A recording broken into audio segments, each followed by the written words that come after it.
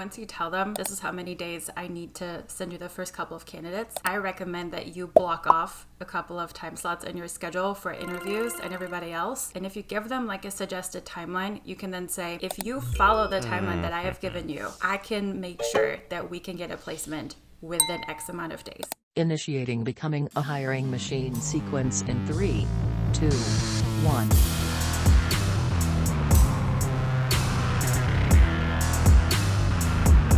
Hey everyone, it's Sam Keenley, and welcome to Becoming a Hiring Machine. This is the show dedicated to fixing recruitment by going beyond saying what needs to change and instead teaches you how to make that change. Today, we've got a great Tactical Tuesday ahead of us, but before we get into that, I just want to tell you a little bit about the show.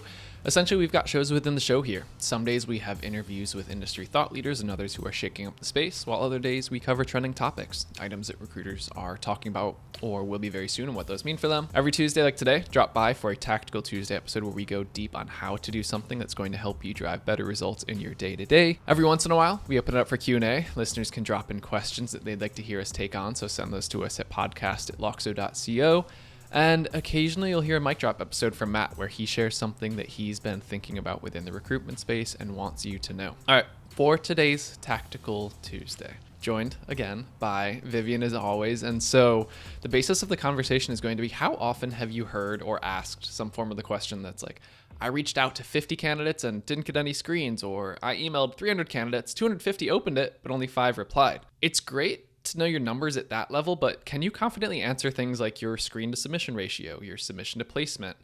What happens if you really want to get ahead of your 2024 goals? Can you back into how many people you need to reach out to in order to get a screen? So that's why I'm excited for today's chat with Vivien, because one of the problems that she's going to help you solve after listening today is changing that conversation from how many screening calls have you had this week to how many screening calls do you need on average in order to submit X candidates, which we know is the number it takes for you to make a placement. So how close or far are you from hitting that magic number? So on that note, Vivien, let's get into it. Sounds good.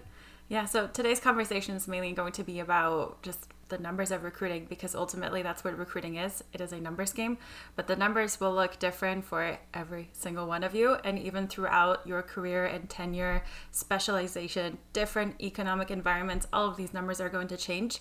But especially if you're kind of like a little bit discouraged or frustrated, this is where numbers can help you kind of refocus. And so this is essentially where you kind of go backwards and start with, okay, these are all of the jobs where I have made placements. How many people actually interviewed? So it's not necessarily how many times a candidate has interviewed, because that's ultimately going to be very different for each client.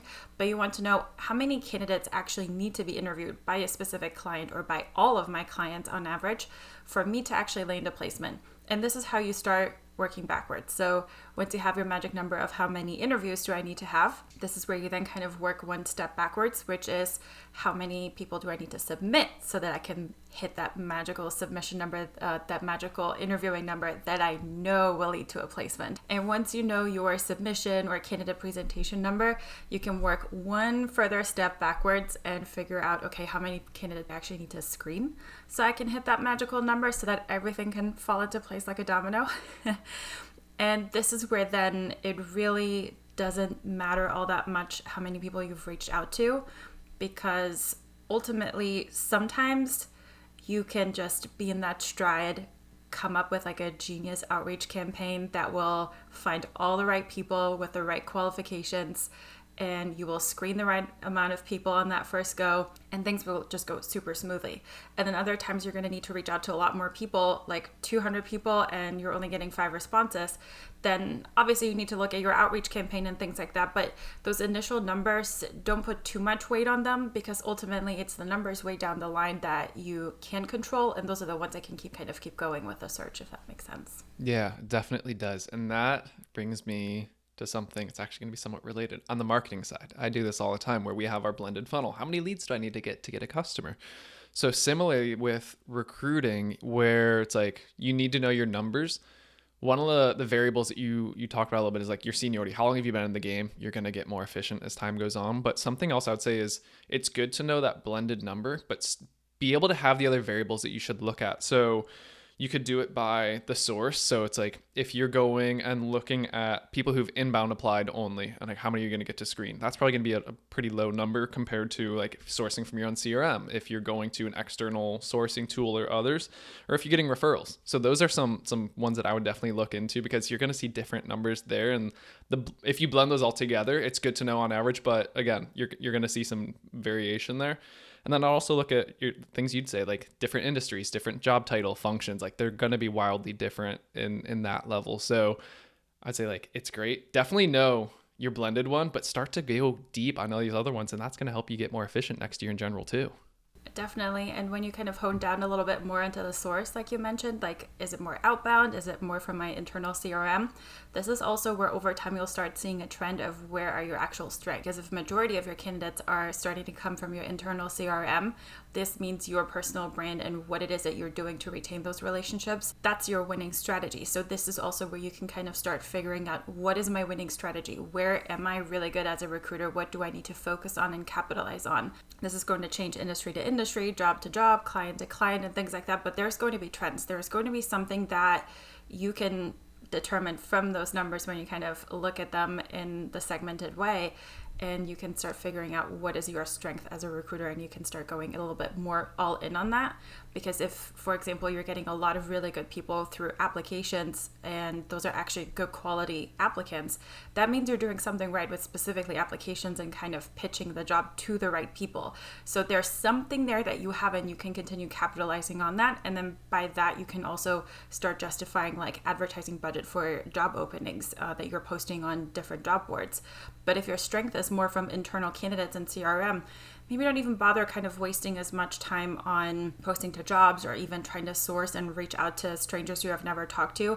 But first step would be start in your internal CRM, reach out to the people you have already talked to, because they seem to like you, they seem to like the jobs that you are typically working. So start there. And so this is where it can give you further guidance on what method of recruiting to even prioritize on your desk. So important, so important. So let's say you do want to get started. I'm sure, people are like, well, I go and look at that data, my ATS all the time. I can see my ratios, but let's just go back to the 101 level. If someone wants to think about how to start calculating these numbers, like, do you have a recommendation on, it's like, do you almost time study it? Do you use your own just like Excel sheet to look at these? What would you do if you're in that spot?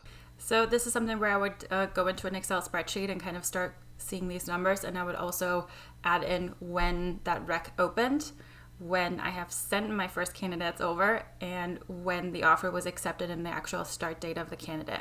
Because this way you can see historically how it's been going. And so obviously you want to put a little bit more weight on the more recent numbers. So if you're a recruiter that has been in the game for 10 years, prioritize the numbers of the last 3 years, because that will give you a little bit more of an accurate look at your numbers and what your strengths are, as opposed to what was going on when you were a rookie and we were in a completely different recruiting market with different conditions and even recruiting methods. But if you are a rookie recruiter, the numbers in your first couple of years are going to be all over the place. There's going to be some like strokes of luck, and there's going to be other times where it's going to seemingly take forever. And this is where you just have to keep your head in the game, and this is where numbers are really important. And there's going to be numbers where you can go to your own manager and ask, hey, as a rookie recruiter, what are some guiding principles? How many people should I be submitting to be able to make a placement? Like, what's your general guidance? What are you setting as my goal so I can kind of stay focused? But really just set up a spreadsheet and kind of have the different columns of like, this is the name of the job, this is when it opened, this is how many people I submitted, this is how many people interviewed, this is how many people I ended up placing. If it's more than one, what was the time frame for it, and also how many people have I screened to even get to that one placement. Before we joined, you shared like 4 metrics that you should look at that'll really help at a pretty simplistic level. So what are those 4 that you would recommend? So I would recommend starting backwards, and that is how many interviews to placements, and then once you have that number, then how many candidate presentations or submissions to the interviews, and then how many people do I need to screen to then submit. And this is where you'll be able to kind of start adjusting your outreach, because ultimately Maybe you just need to reach out to 50 people from your internal database to get to that magical screening number that you know will most likely lead to a placement. And then if your strength is more outreach, maybe you know on average it takes me about 200 people that I need to reach out to that have never spoken to me before to be able to kind of get that number. And this is where you'll start seeing trends. And when you are getting frustrated with the search, kind of quickly compare, okay, how many people have I actually submitted? How many people are interviewing? And this is where it can kind of help you get focused again, because it's so easy to get lost in the weeds of outreach and seeing how many people have I reached out to, how many people have I sourced, because that takes up so much time. But the real money is essentially screening calls, submissions, interviews, and then placements. Incredibly helpful. And then I'll call it little bonus tip. You even started talking about not just your recruiting metrics, but this can be applied to your business development efforts as well.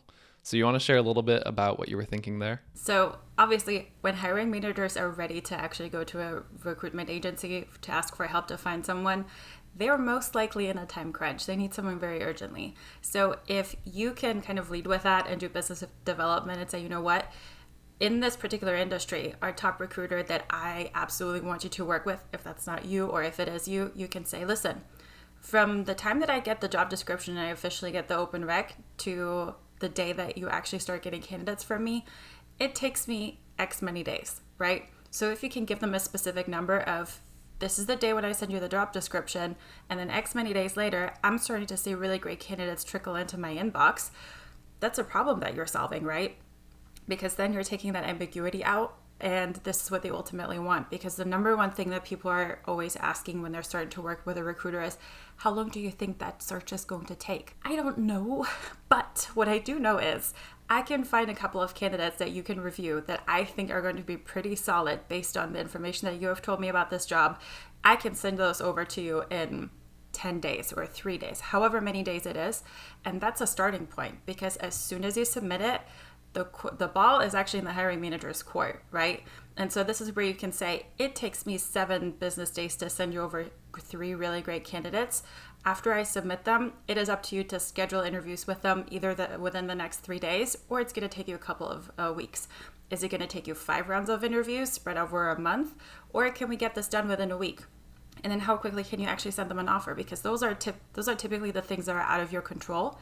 And so this is where you want to put the power back in your own kind of court and like take back everything a little bit and say, I can get you what you need in X amount of days. What you do with that is 1000% up to you. I love that, and especially how you frame that there. And it's so powerful because so many hiring managers, like you say, it's like this black box. I hired this recruiter, I have no idea how long it's going to take. And just having that ballpark, 9 out of 10 recruiters aren't doing that, or agencies. So 1, you're getting ahead of that.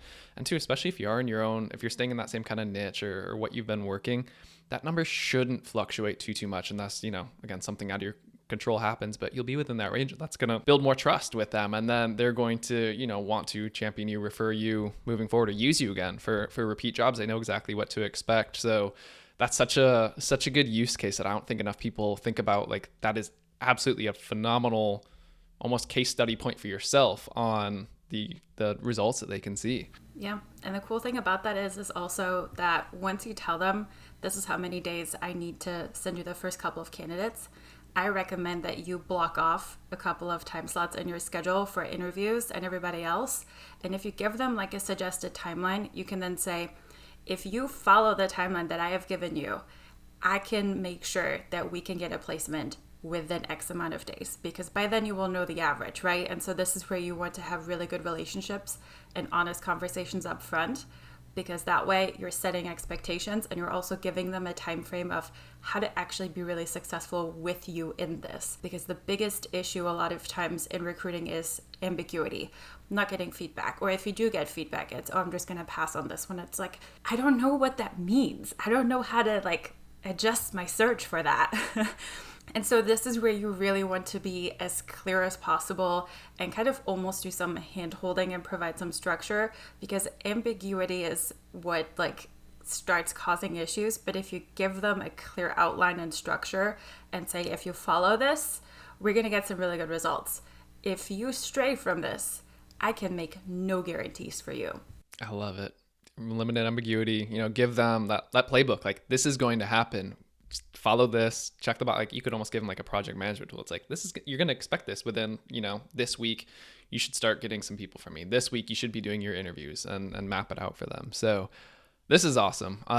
I love this conversation. I mean, I'm a huge data nerd. So of course, anytime that we can start talking about reporting numbers and this types of optimizations, I'm all for it. So hopefully this is helpful for any recruiter that's listening. And I bet that they're going to start taking action on this today or early next year. So thank you as always for joining for this Tactical Tuesday episode. Thanks for having me. All right, everyone. Well, you know the drill from here. Becoming a Hiring Machine is a production of Loxo. You can find the show notes in your favorite podcast streaming platform, as well as on our website, loxo.co/podcast. Full video episodes are available on YouTube as well, if you want to check those out there. And then if you have any questions, you ever want advice, you just want to ask Vivien a question, send those over to us, podcast@loxo.co. So everyone, that's the show. Another great Tactical Tuesday. Until next time. Bye, everyone.